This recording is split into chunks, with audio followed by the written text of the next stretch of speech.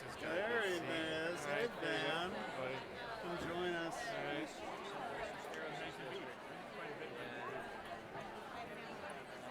So Fong is due in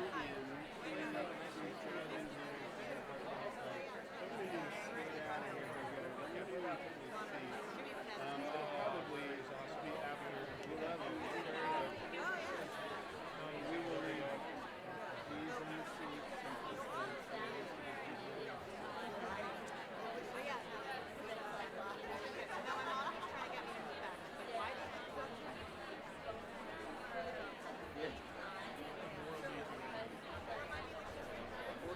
Next to this guy.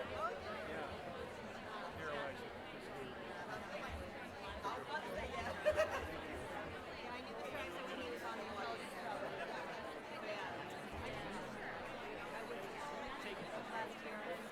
So I'm going to go get my wife. I got you. Everybody was casino Saturday. We're phone banking. We are calling in the Democratic district. Is there one that you want to put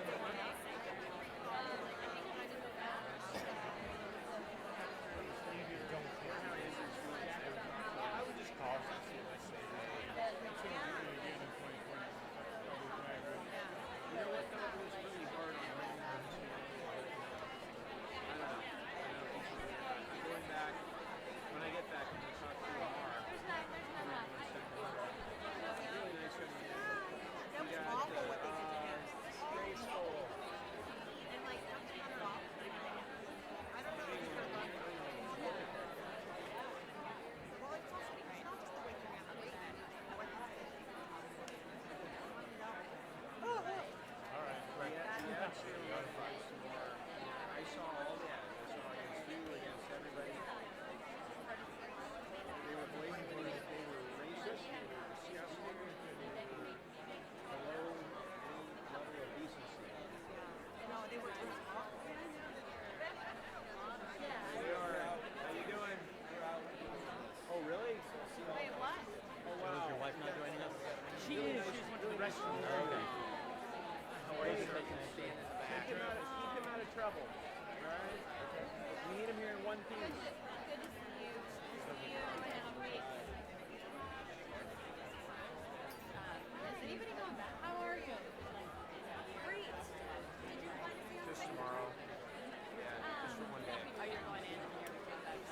We're going to do a thank you event, lunch event. We can't have you stand in this area, so you've got to go up to the second floor, and there's a red chair across the way. I know what I'm trying to These are get. for our conference.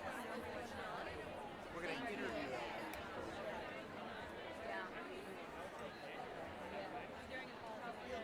We probably will not hire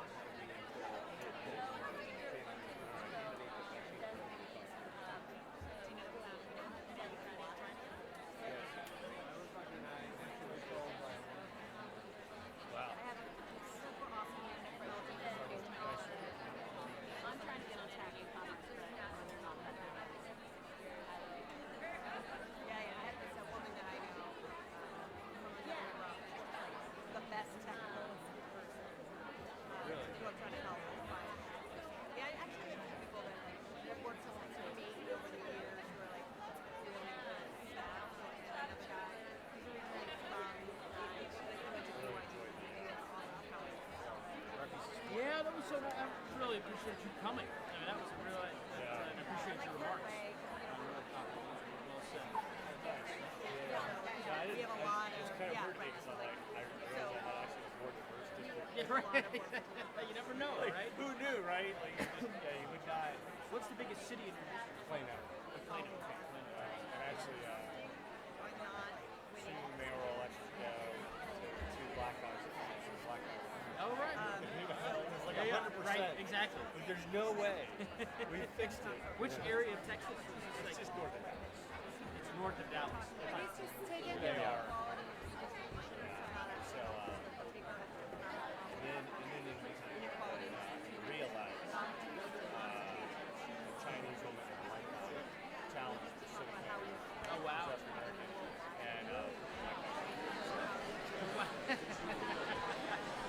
Plano.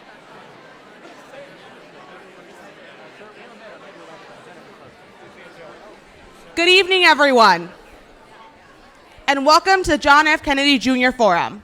My name is Rosa Vasquez, and I'm a junior at the college studying government, and I'm a member of the John F. Kennedy Jr. Forum Committee here at the Institute of Politics. Before we begin, please note the exit doors, which are located on the park side and the JFK Street side.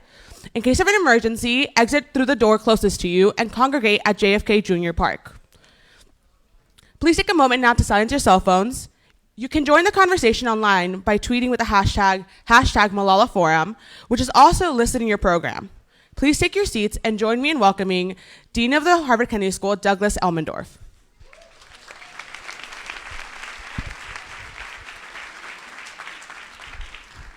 Good evening, everyone. Welcome to the John F. Kennedy Jr. Forum at Harvard Kennedy School.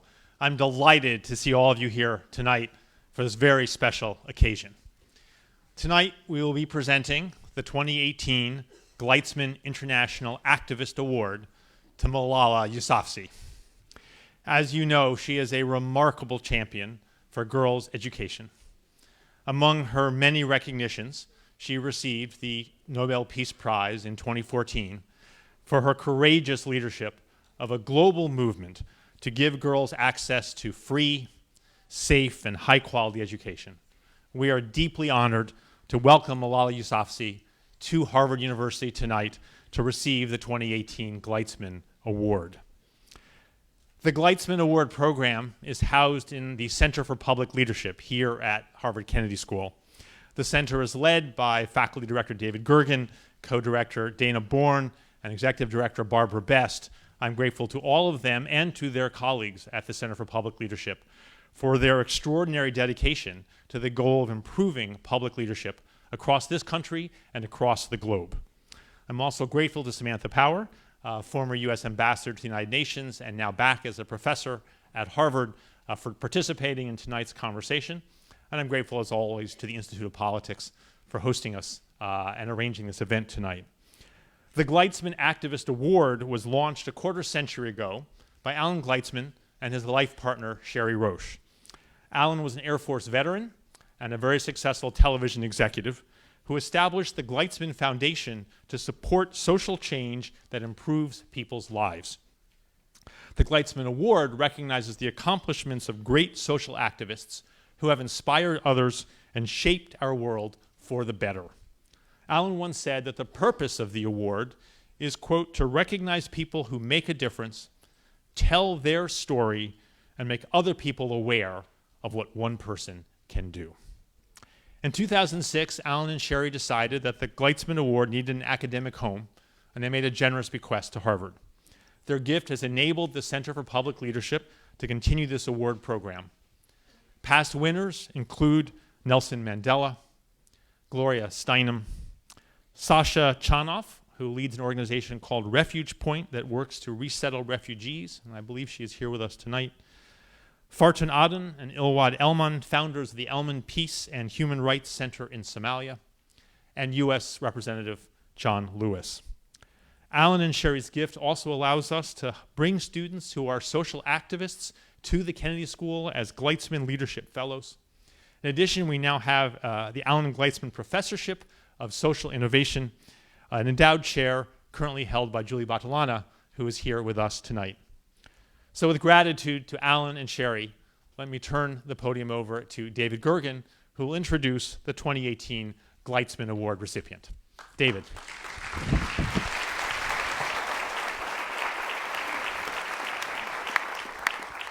Wow, what a crowd. Terrific. There's so much energy and idealism in this room. This went to bidding at a lottery, as you know, and we had a historic number of people who wanted to be here. So you are the winners, and all of us are the winners in this country for our visitor tonight. I want to take a moment just to thank and to welcome the new members of Congress. There have been some 65 on the campus these last few days under the leadership of Mark Guerin. They've been doing really well, and many of them are here tonight. I also want to thank Samantha Power for agreeing to moderate this conversation tonight. As you know, she is an world-renowned, world-respected champion of human rights, and has been in that field for some years, won a Pulitzer Prize with her wonderful book about genocide. And more recently has been serving under the Obama administration, not only in the cabinet, but as an ambassador to the United Nations, where she's had enormous impact and really made it clear to the world that a large part of this country is very much agrees with her on the issue of human rights. 10 years ago, in 2008, the Taliban seized a town in Pakistan and issued orders that no girl should ever after go to school. There should be no more young women in school. One of those young women begged to differ. She came from a family where the father had been in a family, grew up with 5 sisters, and saw the discrimination firsthand growing up that was impressed on young women, and became a lifelong champion of women going to school. And I think we should welcome the father tonight. Zia, where are you? Right there. Zia Yousafzai. Thank you so much. You wouldn't be here without you. Thank you. Thank you.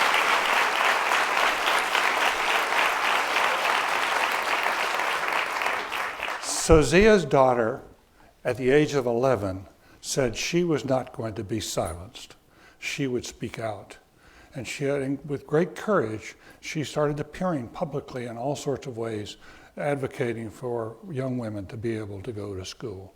That started in 2008 when she was 11 years old. In 2012, the Taliban, knowing where they thought she was, stopped a bus, rushed onto the bus, yelled out, "Where is Malala?" and then shot her at point-blank range, trying to assassinate her. No one thought she would survive. She woke up in the United Kingdom, miraculously still alive. Very importantly, she'd never lost her spirit. And she very quickly returned to her public advocacy. The Taliban had, in effect, been dealt a defeat because there she was. And in 2014, the Nobel Prize Committee awarded her a Nobel Prize for Peace. As you can imagine, that made her an enormously popular and sought after speaker. But she started the Malala Foundation and really said, I'm not going to just be speaking, I really want to make a difference. And since then, she has traveled the world, country after country, where women are being held back, going to refugee camps, talking to the leadership, making public, and truly advocating for the rights of women all over the world. She has been ceaseless, and she continues. If you will see, she's very focused on this issue. And it was with great joy, and we felt so privileged when she accepted our invitation to come and receive this Gleitzman Award. Alan Gleitzman would be thrilled.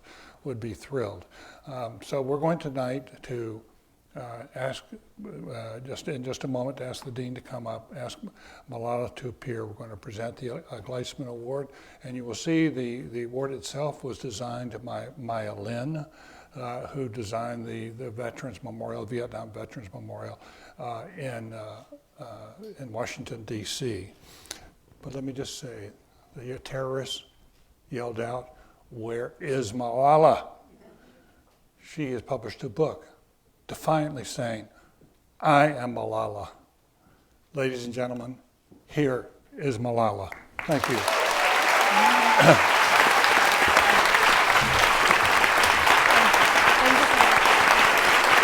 Thank you.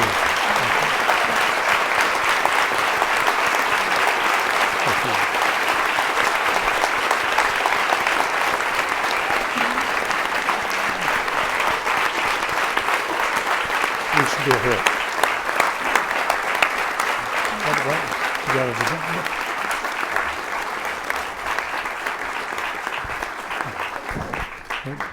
Thank you so much. Oh, you're right. Samantha. Okay.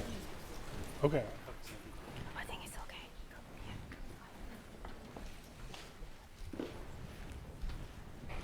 Hello, everyone. I am so happy and honored to be here.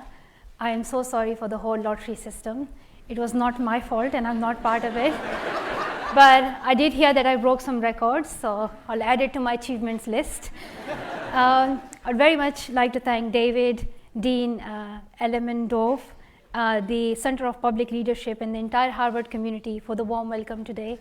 And before I go into my speech, I would like to remember someone who I met 6 years ago, I think in 2013 at Harvard. He was the president of Harvard Foundation, Alan Counter, and I received a humanitarian award then, and he welcomed me with such great hospitality and support that I still remember his love and support for my family and for the cause of education. So I'm so grateful to him and still remember him in our prayers. And I also want to welcome the new members of Congress who are here today. And I'm so proud to see so many women among you and so many women in the leadership position. So thank you so much for all that you are doing.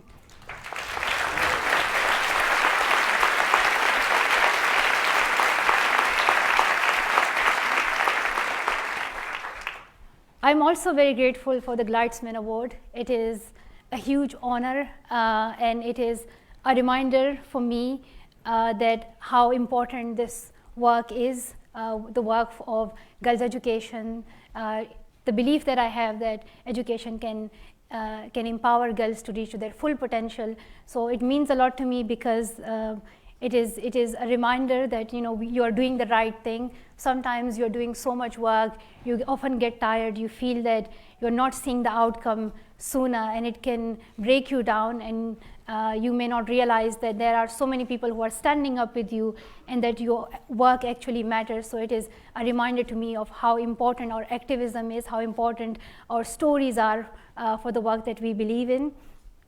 And I am just so honored to be at this prestigious university, Harvard, and to be in this university which has produced many leaders where amazing and incredible people have studied.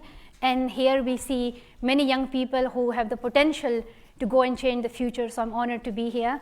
Even though I'm at a better university, Oxford, and I study there, I am still honored to be here.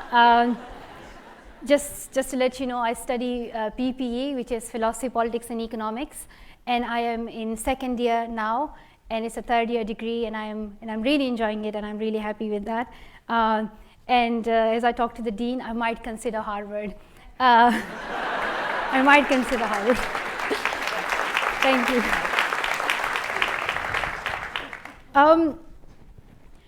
Here in Harvard and other prestigious universities, always smart students get into these universities. You are all incredible. You have made great achievements. You are excellent in your academics, and you have the potential to go and change the world. But we are a generation of activists. We are challenging the system. We are challenging the status quo. We are challenging corruption in the system. We are challenging any gender discrimination in the system. And we are here to speak out for all those sisters and brothers who need a voice. And that is something that gives me hope that we are at this stage. And for me, that challenge that I have taken is actually ensuring that all girls can get quality education, because right now there are 130 million girls who do not have access to safe and quality education. And my challenge is, and we should all take it as our challenge, is to challenge all those political views, all those religious beliefs, and all those cultures which deny girls education. And we need to change policies regarding that, whether it's in the social sector, whether it's at the government level or at the religious level, that denies girls their right to complete their education. Because imagine where we would be without education. I don't think any one of you would have been in this room if you had not completed your education. This is education that has brought you here to this level. And imagine our world in the coming 10 to 20 years without giving access to the future generation. This is the future that would be building our workforce of tomorrow. If we do not give education to this workforce, they would not be ready for the future jobs, which would be hugely dominated by technology. So education is crucial for our future as well. And I'm hopeful that you and us, we all as future leaders, will try to bring best possible solutions to this. And oftentimes, we are very passionate when we are young. When you are like 6 years old, you can feel like you can do anything. You can just one day wake up and go to Mars and build a house there, or you can go on the moon and do something there for a picnic or something, and you believe that anything is possible. And I remember my time as well. When I was little, I used to believe in magic, because I used to watch this magic TV show, and this boy has this magic pencil, and whatever he draws with that magic pencil becomes real. And I have written a book on that as well, Malala's Magic Pencil, so feel free to read that. It's a good way to promote the book. But I believed in magic, and I believe that it is possible I wish that I had something that I could change the world. I could make everybody to have the right to education. I could make sure that all girls were safe and free to go to school. I can make sure that nobody was poor and everybody had food and shelter and everyone was happy, and we just remove all the bad people with an eraser. But as time passes by, you realize that you start giving up. You start giving up on your dreams. You start giving up on what is possible. And some of it is true, because some of it is the reality of the world. But also, unfortunately, we see amazing and incredible students studying at amazing institutions, but also giving up hope because they do not believe in their potential. They do not believe in the work that they can do. So I think it is time that we believe in ourselves and do not fade away, and we ensure that all that we have learned up to here, all the skills that we have developed, the talents that we have, and the people who we are, that we go back and we contribute to our communities, that we go and give something back to the world. So for me, that magic pencil was my voice. It was my voice to speak out. It was my voice to speak out to those people who denied girls' education. And now I have realized that we all have the potential to reach to that magic that we want. And whether it's in our we all have it in different ways, whether it's through our research work, through our speaking, through arts, through our drawing, whatever skills that we have, we can use those to bring the change that we want to see. So I hope that you will all stand with me, and you will and stand with me in this cause that we can change the world. We are the future generation. We are young, and oftentimes we are blamed as like we don't care about the world, and we are just busy on social media and these things, but we do care, and we need to remind our older generation that this generation does care about the environment, does care about the future generations. We do care about a sustainable future, and we want a happier, more prosperous and wealthier world for everyone, that treats everyone equally, that takes gender equality into account, that takes ethnic equality into account as well. So I hope you will join me in this mission, and thank you so much for listening, and I'm looking forward to the Q&A. Thank you so much.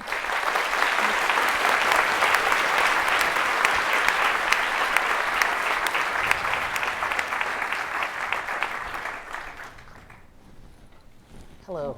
It is such an honor, and I'm so humbled to have the chance on behalf of people here to ask you a few questions before we will open it up to the audience. David Gergen mentioned your laser-like focus, which was evident in your remarks, is evident in everything you've done. But when we were backstage, I asked you about the day that you won the Nobel Prize. And I don't think there's ever been a story that more testifies to your focus on learning than how that day went. So I wonder if you could share for the young people here what happened.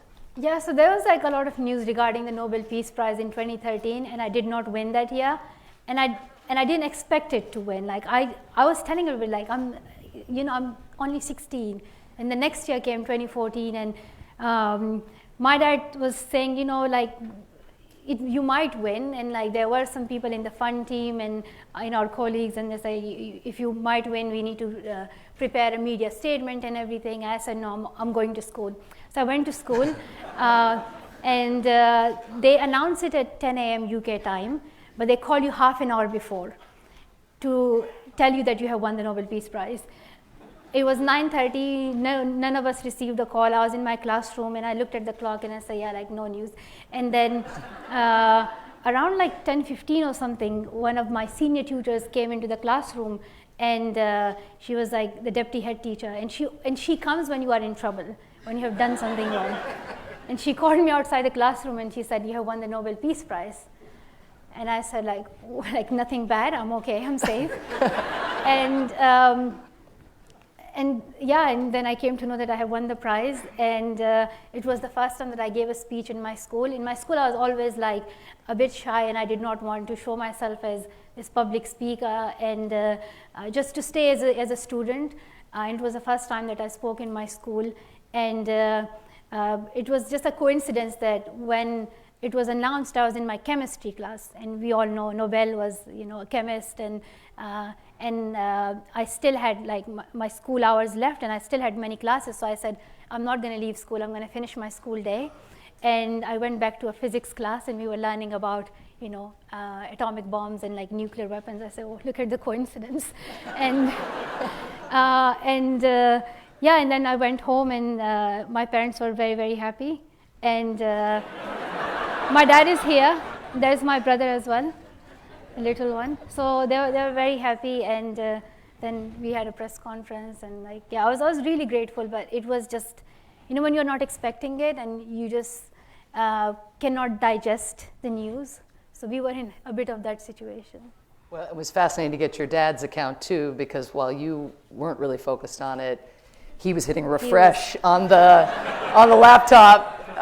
Like any parent would. Could you say a little bit about the role of not just your dad, but fathers generally on the cause of your life? I'm just so grateful that I have an amazing father who is not just my father, but he's also my friend.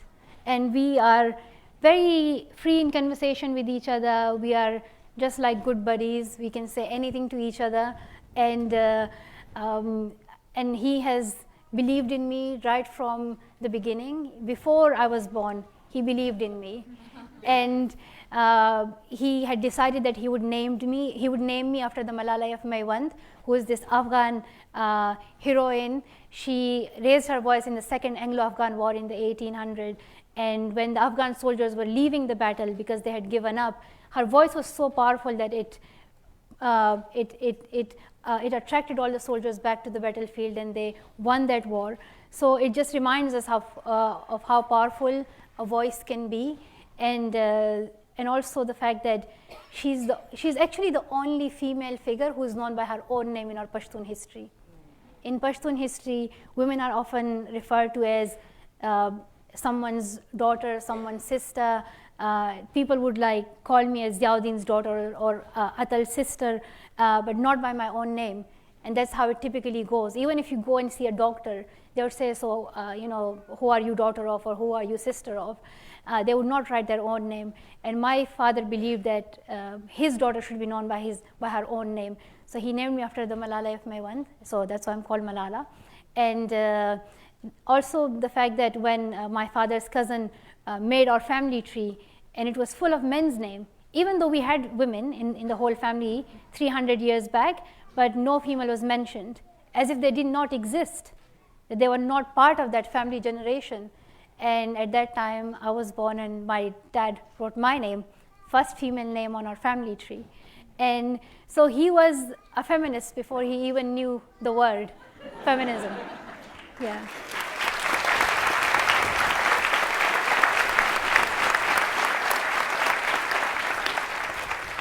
So you had the chance together to go back to your home village in March of this year. Yes.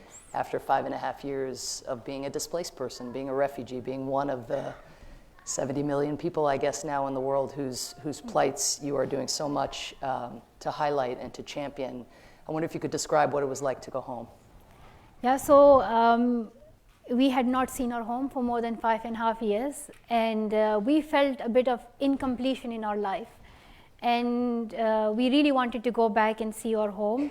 And we tried for it many times, but it did not work. And then finally, I insisted that we have to go. We cannot wait for the right time, because if you look at the politics, especially in Pakistan, you would never find the right time. That never comes. So you have to just believe in yourself and just go for it. So we decided in March that we will go back. And there I was. I opened my eyes and I put my feet on the ground of Pakistan. I was breathing the air of Pakistan. It was a very nice, beautiful weather. The air was warm and welcoming, and my friends and family were there. We met more than 600 of our friends and family, and I received so many hugs and kisses and prayers, and we took a lot of pictures and selfies. And we also went to our home, Swat Valley, and I went to the same street where I used to play with my friends, saw the rooftop where I used to, where my brothers used to fly their kites and, sometimes quarrel and fight. And I also saw my own room where I could see my school trophies, and I could still see my books there, my own drawing that I had done, my bed, and everything was there. And it was a house on rent, and this family who are living there, they had preserved that room. They were so grateful, and we saw our neighbors and everyone, and it was completely unrealistic because you are just like pinching yourself and reminding yourself that it is true. You are not in a dream, because my dad had many dreams. Like he used to be in his dreams he used to be in Pakistan every night. So for us it was just completely a dream that we were in Pakistan. But I'm just so grateful that it came true, and we felt completion in a way. And having traveled now around the world, not only championing girls' education, but championing, again, the welfare of refugees and displaced people, what do you think it is that we don't get about them? And I know you take this up. She has a book coming out in January, really dedicated to the people she's met on her travels. But what are we missing about refugees? I think when we hear about refugees in the news, we hear about them in numbers. We do not really hear the human stories, why they leave their homes, why they are forced to leave their countries, and all we hear is that these criminals are coming and they are taking our economy and our jobs and everything. And I think this is so sad, and it is so unfair and so unjust, and it is so cruel, and I don't know how people still do that, and how can someone not understand what they're going through. And my family and we ourselves were internally displaced in Pakistan for 3 months when there was terrorism in Swat Valley, and we had no option because the military said that in order to bring peace into Swat Valley, you have to leave the houses, because we cannot find the terrorists in the valley when the civilians are here. So we had to leave our valley for more than 3 months, and you are in a situation when you do not know whether you would be able to go back to your house or not. You do not know whether you would be able to get a job anywhere else or not. So it's a situation that is completely unimaginable. And I have met many refugee children. Now I have been to Zatari refugee camp in Jordan. I have been to Dadaab refugee camp in Kenya. I have met many refugees in Lebanon, in Rwanda, and I have also met refugees who have settled in the UK and in the US, and meeting the host communities who have welcomed them, especially in Pennsylvania. And I sometimes you see so much of this disappointment and despair and hopelessness in the media and among people who have so much. And then you go to a refugee camp and you feel like they should be the most depressed people in the world, because they have nothing. They do not have shelter, they have no electricity, they have no quality education. But you go there and you talk to them, they're the most hopeful people. All the girls I have met in the refugee camps, they're so positive about their future. They believe that one day they will be able to go back to their country. All of them have dreams. They want to become journalists, teachers, doctors. And one girl who I asked in Lebanon what she wants to be, and she said she wants to be an architect. And when I asked why, she said that when she was leaving her country, she saw it being destroyed, and she wants to become an architect so she could go back and rebuild her country. So this is how these wars and conflicts have affected these young girls and children's lives, but they are still determined to go back to their countries and change their country and rebuild it. But I think the crucial thing is that they need quality education. We cannot ignore this generation. Some of them have been in these refugee camps for more than 6 years. Some of them have been there for 20 years, for 25 years, especially in Dadaab refugee camp in Kenya. The children who are born there are not recognized as Kenyan because they call it as an open prison. They're not allowed to go and integrate into the rest of the country, and they're not given that citizenship. But most of them do not consider themselves as Somali because they are not born on that land. So there is this difficulty that they go through because they are born on this piece of land where nobody recognizes them, where nobody accepts them. And you all would know the situation of Rohingya refugees as well. And so I think it's important for us to learn more about them. And I'm hopeful that through the book, which is called We Are Displaced, which is going to be released in the second week of January, I hope that you will read it and learn more about the stories of these amazing young girls who have overcome so many barriers, who put their lives at risk, and learn how they themselves have walked for miles and miles and miles and hours and hours and hours and crossed the borders, and what are the challenges that they went through, but also learn about the host communities of how they welcome them, also learn about what a life is like in the refugee camp, and I've also shared my own story as IDP. So I'm going to ask 2 more questions. So after my next question, maybe people could start to gather so we can open this up to the students here. As was mentioned, we have 60 members of Congress here today in the audience. It's a bipartisan delegation, which unfortunately we don't have a lot of bipartisan gatherings, as many as we used to. Refugee policy is something that used to have bipartisan support. We've had really strong numbers of bringing people into this country across, the various administrations, really from the late 1970s to the present. I wonder if there's anything that you'd like to say again to people from both parties about refugees and this moment now. I think firstly, don't greet refugees with tear gas. That's not what refugees deserve.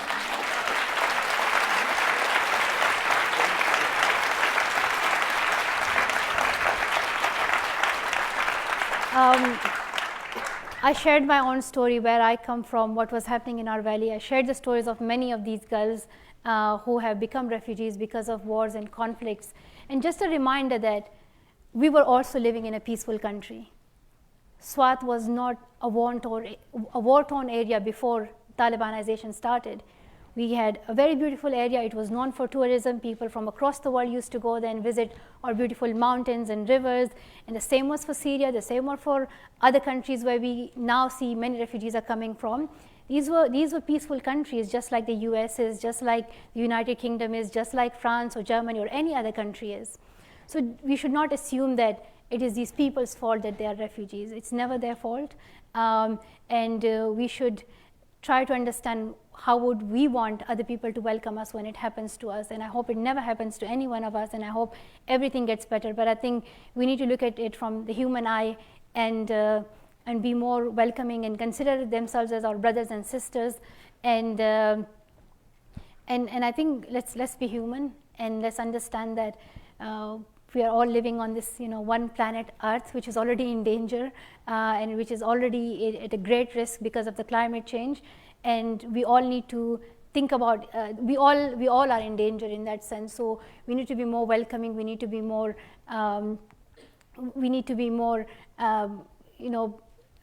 positive, and we need to be more human regarding welcoming and treating each other.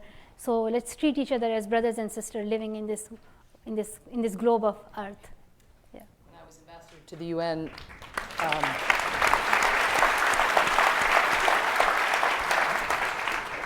When I was ambassador to the UN, there was an exhibit in the basement or in the foyer of the General Assembly building, and it was the Golden Rule, which, as you put it, in all the languages of the world.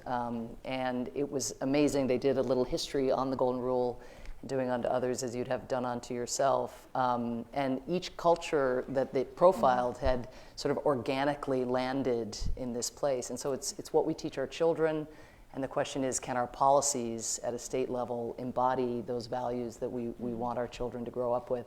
My last question for you, in advance of the students, is just you're a student now, and you were an accidental activist in some ways, just claiming your rights for yourself, the rights that every child deserves, and then an accidental global figure, just because you stood for those rights, and some people didn't like it.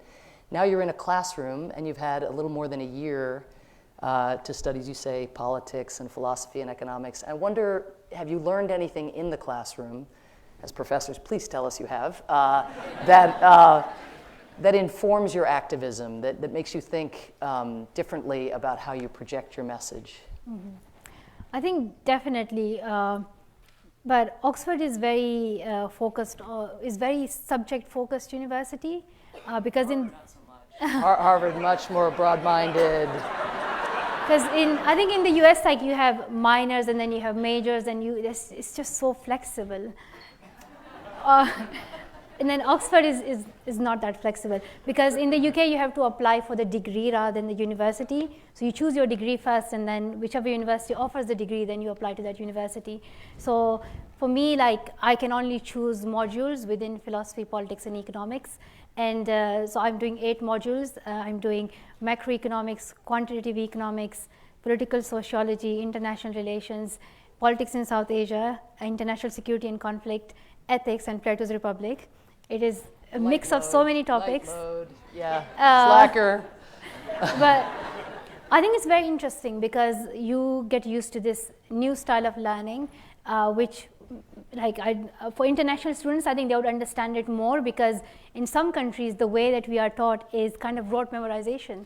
It's like whatever is written in the book, it's treated like a Bible. You have whatever it says is true, and I think for me it's so unique and so incredible that all the Western universities encourage you to criticize what you read, to look at it from a very analytical and critical eye, and do not just blindly trust whatever you read. Now in the age of fake news, it's so important that we understand whatever we are reading, that we know where it comes from, who has written it, whether it's a credible resource or not. So all these things are crucial. So for me, that was one interesting thing, and also just the content. It's intense studying at Oxford. It is very in depth, and time management is a big issue, and I try to do that. And but I think for my own work, just looking at how we need more research and more work in terms of how investing in women can help us grow economies. And one study that we did recently with the World Bank, so Malala Fund together with the World Bank, which was also supported by Apple, that tells us that if we give complete education to girls, it can add up to $30 trillion to the global economy. So I think more studies on gender equality, on the ethnic representation, I think these issues will help us to learn more, because you do see that most of the the reading lists and things you get are very dominated by male white writers. So I think that, and there is a change. They are trying to change it. So that is something that needs to be done. So it's more diverse, it's more global, it's more gender equal as well. So you're not really in one point of view. You get to hear other points of views as well. So one thing I hope your visit can accomplish is, for the students here, it's exam time now, and a lot of them are feeling sorry for themselves at this moment. And your course load, I think, offers some perspective. But also the fact that as you were maintaining this course load, you were traveling around the world and offering such inspiration to young girls, to boys, and to displaced people. So I think, buckle down, everybody. It's if she can do all this, we've got it easy here. All right, let us open it up, please, to questions. And do we have people who've lined up? Great. Why don't we start with you? And I should say, again, as always, very succinct. A lot of people are going to want to engage with Malala. And then please end your remarks, your succinct remarks, with the question mark. Hi, my name's Kiana. I'm a first year at the college. So there's certainly no shortage of pushback on the kind of work you're doing. I know, as we know, some schools in Pakistan have banned your book. There have been anti-Malala days. My question is, in your opinion, what should we do about the people who seem unwilling to change their minds, who seem entrenched in these age-old patriarchal views? Do we ignore them? Do we give up on them and focus on the future generations? Or do we try to change their minds? And if so, how? Thank you so much for your question. I think there is a bit of negativity in Pakistan, but that's very small. And social media and news makes it too big, while it is not that big. And the majority of the people in Pakistan, they support me, they stand with me, and they treat me as their daughter. They treat me as a daughter of Pakistan. There is a mindset that is not against me personally, but that is against women in leadership. There were many people who could not accept Benazir Bhutto as the Prime Minister of Pakistan because she was female, because she was a woman. There are many people who do not want to see women being educated. They do not want to see women speaking out and women giving advice on how things should be, women in power telling them, you know, this is how the law should work, this is how the legislation should work. So there is that mindset. And so I do not take it like as an attack on me personally, but as an attack on female voice, as an attack on women in general. And I think this in itself is a reminder that your work is making an impact, because the fact that some people are reacting shows that they are a bit scared of you and of the potential that you have and the power that you have in your voice. But I think in terms of like reacting to it, it depends. If it's like a social media comment, you never look at that and you ignore it. Like I have my Twitter on my phone, but I just never go to the comment section because I have so much other things to do and I have a lot of other work to do. But I think regarding if it's coming from someone who is a great person and you should consider their views and see what they mean and look at it from their angle as well. But oftentimes it's extremist religious-minded people, whether they are holding weapons in the name of the Taliban or whether they are just Taliban in their head, but without any weapons. So I think that's the ideology that needs to be challenged. And for that, education is the key. Educate the future generation, give them quality education. And in Pakistan and many other countries, we need quality education for girls and boys. So we encourage them towards critical thinking, towards the knowledge of science and towards the knowledge of other than just religious knowledge, so that they are aware of the world and how the world works and are ready for the future jobs. Thank you so much. Thank you. Here, yes. Hi, thank you so much. Sasha Chanoff with Refuge Point. We're an organization that finds lasting solutions for refugees. And a former Gleitzman Award winner. Yeah.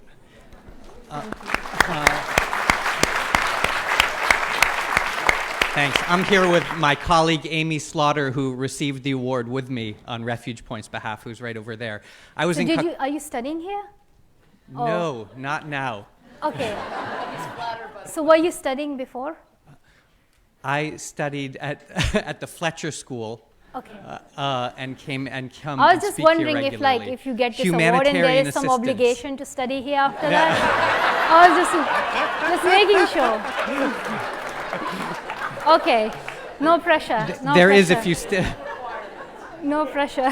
I was in Kakuma refugee camp in northern Kenya recently and stepped into a kindergarten, and I saw that there were about 50% boys and 50% girls. I stepped out and into a high school classroom. There were about 5% boys, 5% girls, 95% boys. And I said, where are all the girls? And the few girls who were there said, others have been forced into marriage. They're stuck at home doing the chores there. We don't have access to education. We're not valued as much as the boys. I know that recently you've met with a number of philanthropic leaders, refugee champions here in Boston, Barry Landry, Ed Shapiro. I wonder if you could share with us a little about the dreams and aspirations that you shared with them about reaching more girls with education opportunities. Thank you. I have been to many refugee camps, and it is very true that girls are always in less number compared to boys. But in a refugee camp, education is a big issue, including for boys as well, because many colleges and universities would not recognize their degrees. Just the quality of education that they receive. For instance, like in Bangladesh, for Rohingya refugees, it's very like basic level learning. It is not even proper education that they are getting. So education is a big challenge for refugee children. And so I think that in itself is something that needs that, our politicians or governments need to work on. It's not just about funding, but the curriculum and how we recognize their degrees and how they can then go forward in their life for further studies and jobs as well. But for me, I think the work that we do is actually focusing and supporting the local activists who are supporting refugees. So in Lebanon, we are supporting this organization called Alternative Learning, and this organization, they are working on this digital device where they have the content on this device for refugee children, so they are able to catch up with the studies that they have missed and are able to then go into the normal schools. And this device has been now taken by the government, and it's been implemented in the whole country for the refugee children. So that is the work that we are supporting, and I believe that for this is I wish, like, we could do it quicker and we could do it now, and I've been pushing for it on so many platforms, from the UN to other platforms as well, because we are doing our part as well. We are supporting local activists, we are investing in them to support girls' education, but a lot needs to be done. Especially we need the support and the role of the government, from the governments, from business sectors as well.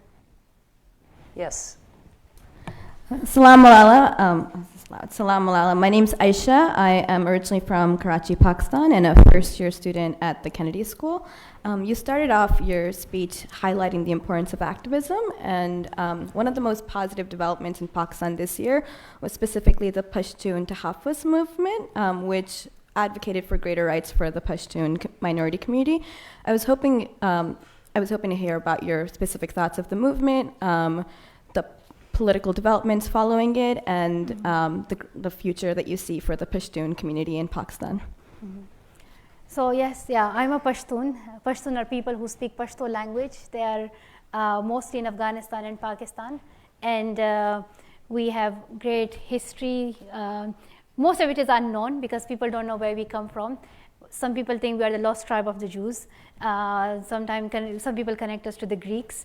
I don't know where we come from, but we have been in that region for a long, long time, which is currently Afghanistan and Pakistan.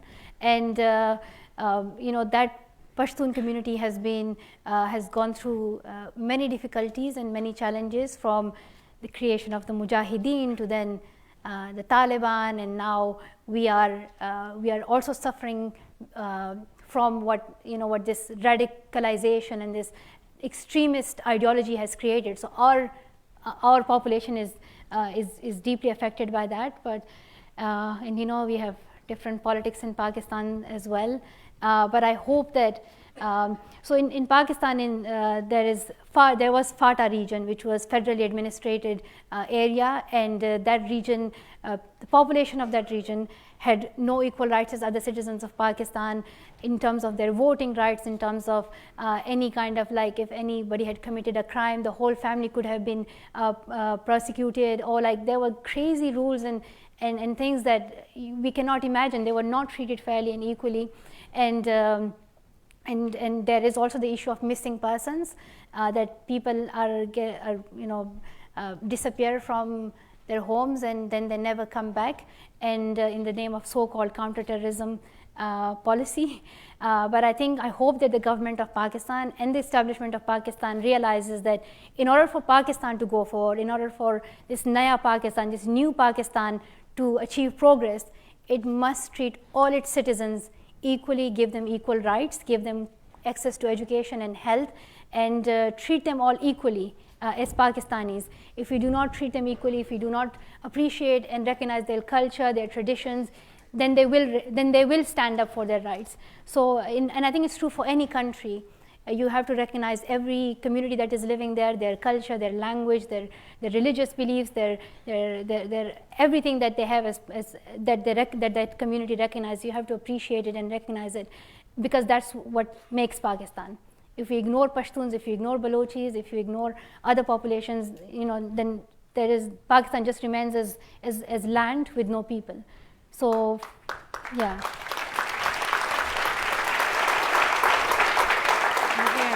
Hi, Next Malala. question. My name is Alexandria Ocasio-Cortez. I'm the Congresswoman-elect from New York's 14th Congressional District. I love the story that you told about your father. And I have a similar story in that I loved when you said that he believed in you before you were born. Mm-hmm. And I know that with my own parents, when they were deciding, they did not know if I was going to be a boy or a girl when my mother was pregnant. They didn't find out until the moment I was born. And my parents had cut a deal. They said, if it's a boy, my mother will be able to name the child. And if it's a girl, my father will be able to name the child. And so I was born a woman. And my brother got the leftovers name. And my father chose to name me Alexandria, which means defender of men, defender of mankind.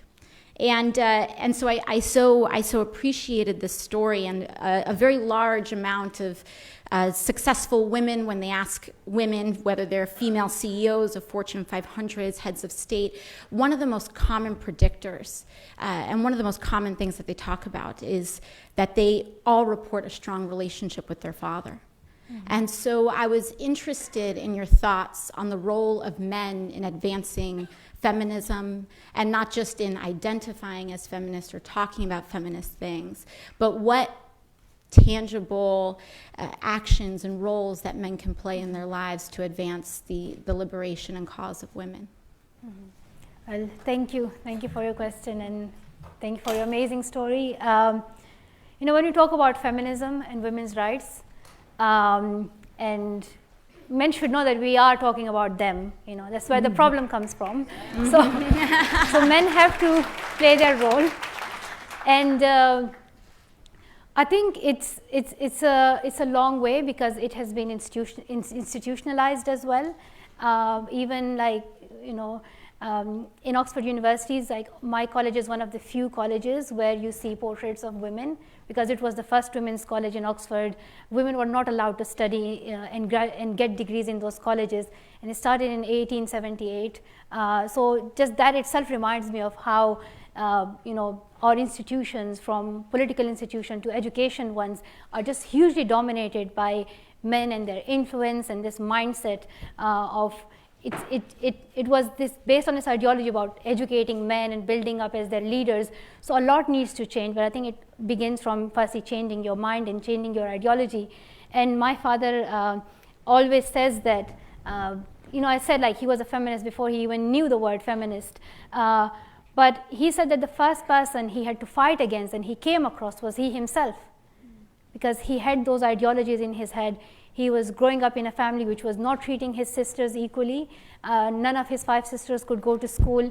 He saw that women could just get married early as well. They did not deserve education, and he could have gone with that. He could have said, that's fine, everybody does it, I'll do it as well. But he had to challenge himself, because he knew that it was unfair. He knew that it had to change. So he challenged himself first and said, I'm not going to treat my daughter this way. I'm going to treat her differently. I'm going to give her equal rights. I'm going to send her to school. I'm going to let her speak out. So I think it's important for men to fight against that misogynist views that they have in their head, and believe that empowering women is not just giving something to women, but it also contributes to our economy, to every one of us. Because when we, for instance, when we empower girls with education, it is helping us to reduce poverty. It's helping us to tackle with climate change. It's helping us to reduce early child marriages. So all these things just connect so well. And if you look at when we because I still remember I met this one family in Manchester in the UK, and you would expect that these, you are living in a different country now, your views may have changed now, but this was a Pakistani family, and this boy had 4 or 5 sisters, but he was so strict. He was not letting his sisters to go out, or and it was just this kind of misogynist view that I am going to be the caretaker of the family and the breadwinner. And just, I think men and boys need to realize that when they put so much pressure on themselves, they would not be able to handle it. So it's in a way, empowering women is reducing their burden as well. But I think also women need to stand up for themselves, and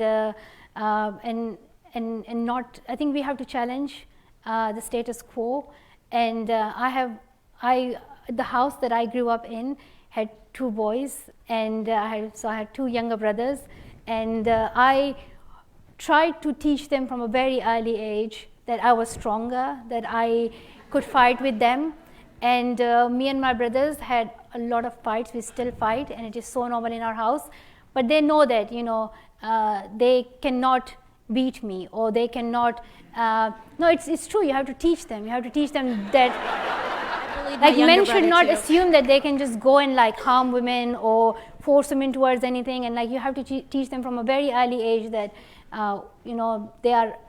they are other human beings. Do not think that they are weaker than you physically or in whatever way. And like, if you challenge women, this is a big problem you are getting into. So, yeah.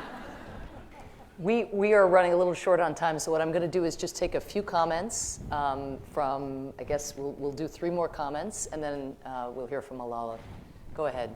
My name's Ariana. I'm 10 years old, and I really admire you. Thank you.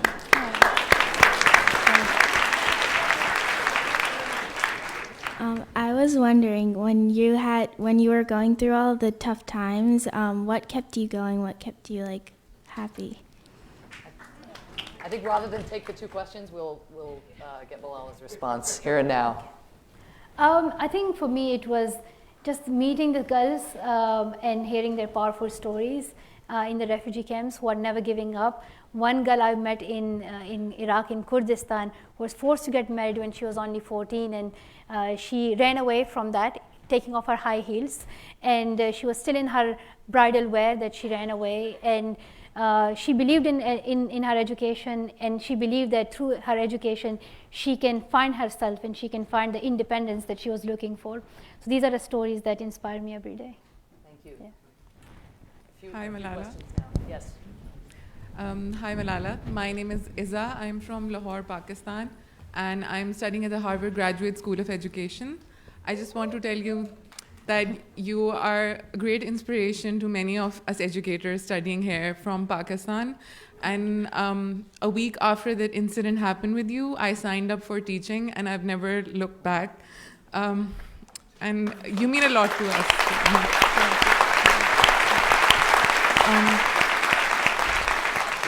My question to you is that what would be one tangible reform that you would want us educators to take back to Pakistan and start with, one stepping stone that we could begin with?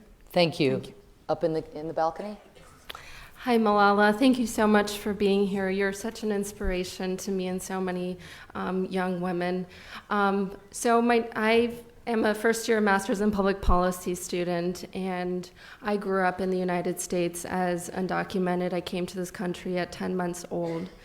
As you can imagine, it has not been easy because of the immigration policies. I've been separated from my mother, my father, and my brother.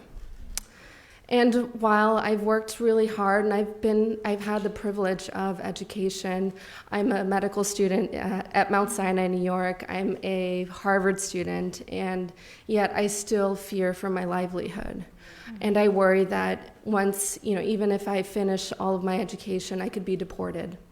And so my question to you is, what words of hope and guidance do you give for individuals who have been working and dreaming and fighting for a better future, but still fear for their livelihood? Beautiful. Thank you. Last question here. Yes.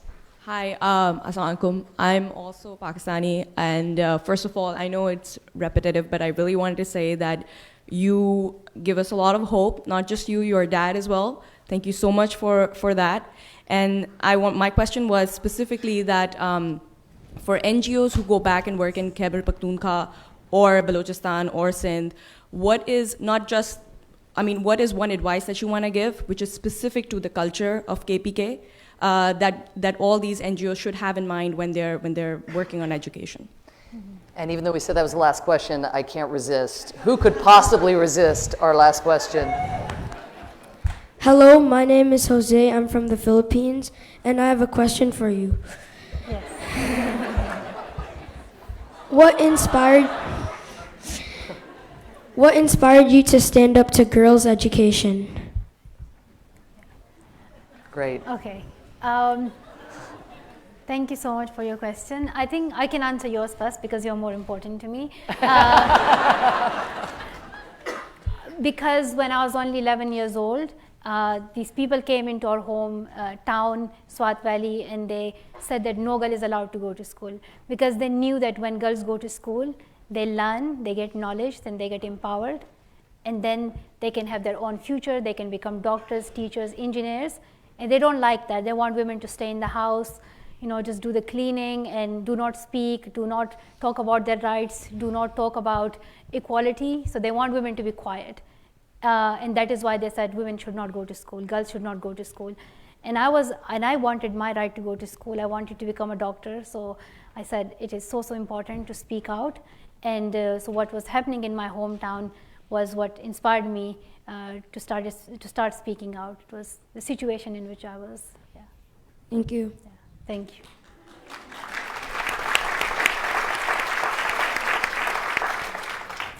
So the other questions about what education reform?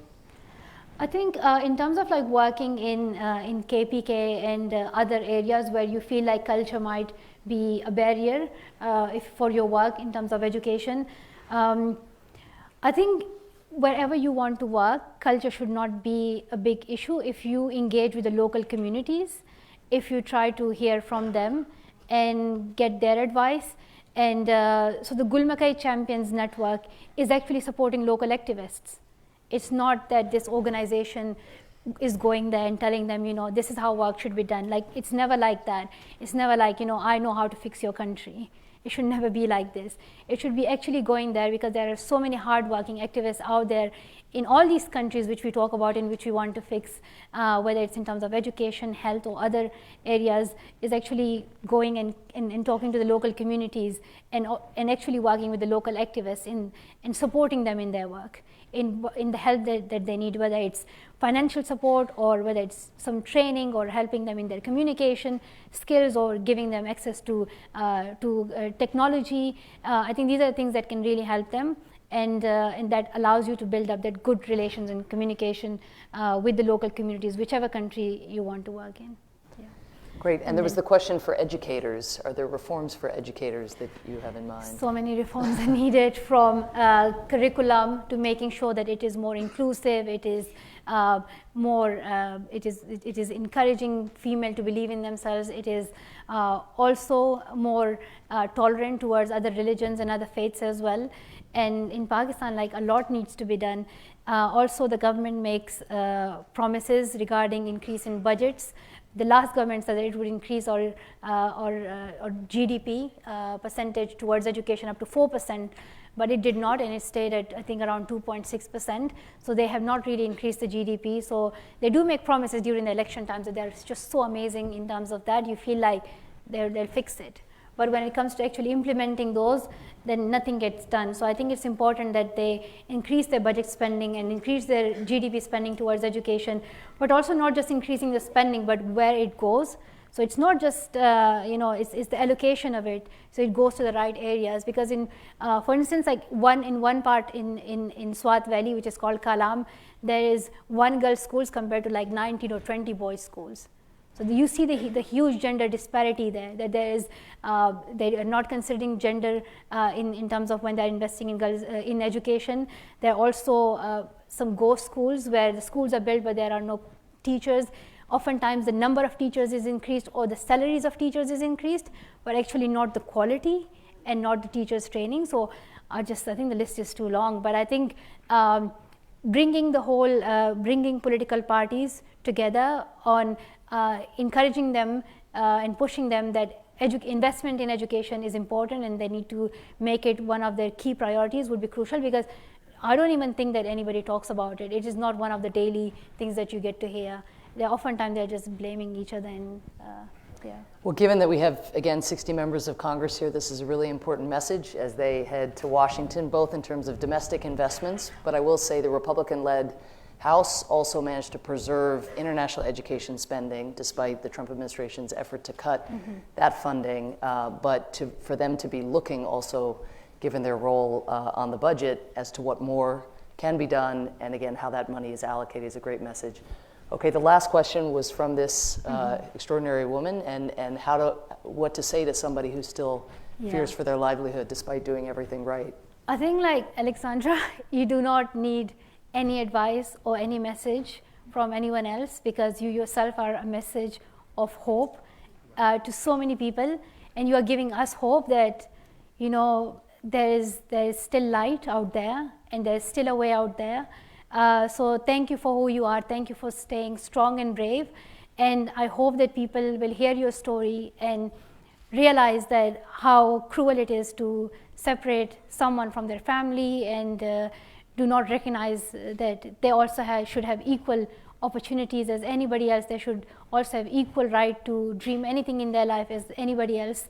And just because we come from a different background or different countries, or some border has separated us, that does not mean that we should be treated unfairly. So I hope that people, and there are Congress men and Congresswomen here in this room, and I hope they hear your voice as well and take it to that level where the decisions are made. But I also have met many like Republican and Democrat congressmen and women, and I have always received a very positive message, especially the one that you mentioned regarding international aid towards education. And I'm so proud that it was, you know, we talk about increase, but at that time when I was meeting, I said, you know, keep it the same, do not decrease it. So I think it's just so crucial that we keep supporting education around the world. Because if we are afraid about, you know, crime rate and like illegal immigrants, all these things, I think it's just crucial for us to realize that we have to equip our future generation with the right skills. It's not an issue just for the immigrants, it's an issue for everyone. Even in the US, like we need to equip the future generation with quality education, even here and in the UK and in many other countries, like many girls are sent back to their countries and they're forced to get married, or they become victims of FGM, or even just here the citizens of the United States, like it does, because you belong to a certain community or a certain location in this country, you may not be able to receive the complete and quality education. So this is a global issue. So we all need to take it seriously and increase our investment towards education, because, you know, by educating our future generation, we produce, you know, amazing intellectual, great thinkers who change our world. You know, the world we are living in is because of those educated minds that we had in our past and still have, and the educated minds that we produce here at this university. So as you may recall, when you're younger and you hear people who inspire you, you think, that's so inspiring, but I'm not her. I'll never be Malala. So other than things you can't say, buying your books, especially the book that's coming out in January, for those of means, donating to the Malala Fund, which is doing such important work around the world, what's your message for the young people here who feel these problems are so important, but so much bigger than them and their capabilities? What would you tell them? You said I can't mention my book. No, I already mentioned it for you, so you don't have to promote I can mention my dad's book. So I know we have, yeah, so my dad has also written a book which is called Let Her Fly. So you can get that book. I think just to all the young people who are here, you are all so passionate about change, and I can already see this in this room. So believe in your voice, believe in the potential that you have. If you do not believe in yourself, nobody else would. So it begins with you, it begins with your own self-belief, and I believed in my voice. I believe that that, you know, when you are only 11, you know, you just imagine that, but I said, you know, I am strong, I'm powerful, and I can talk to these people, and I'm not afraid of them. So I think it's just so important that we believe in ourselves and go out and do something, and also help each other and work together on this. And recognize how important it is that we talk about climate change, we talk about the education of the future generation, we talk about health, and we all want to live in a better world. We all want to live in a more prosperous, healthier, wealthier, and safer world. So for that, we need to recognize how important it is that we work in collaboration, and recognize that if we help each other, if we support each other and reach that world that is ideal for all of us, it will benefit all of us. It's not that one group would benefit and another would not. It is a fairer world that would benefit all of us. So, so let's do something for that. And whichever act we take has an impact, whether it's something that you would consider small, but it does contribute to the change that we want to see. So even if you can't change the world overnight, you can change someone's world. Yes. Malala, thank you for an inspiring Thank you so much. Thank you. evening. Thank you so much. Thank you. Thank you. Thank you so much. Thank you. Thank you. Thank you. Thank you so much. Should I take this? Thank you so much. Thank you so much. Thank you so much. Thank you.